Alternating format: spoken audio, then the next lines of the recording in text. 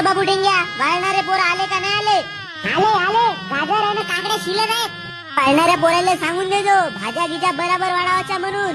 लहान पोरायला लागता लागता देवाचा, एका खट्टे नाही देवाचा. हो, भोसडीचे खातेच कमी न फेकतेच जास्त. आणि गुलाबजामुन आणि दही वडे संपत आले तर एक एक बालटी पाहुण्याच्या मानपंतीसाठी काढून ठेवायचा. हो हो गण्या भाऊ. आणि हा डेकोरेशन कोण केला बे? भोसडीच्या आईला एवढा नाही समजा का? येती सोपा लावावा म्हणून नवरदेव नवरी पोटी बसतील घोड्यावर.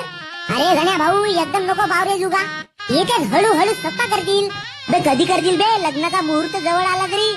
आणि त्या भोसडीच्या हरामखोर डेकोरेशन वाल्यांना बक्षी काढून आणून दिलं. त्याला लाव म्हणणं बक्षी आहे ना पोंगे.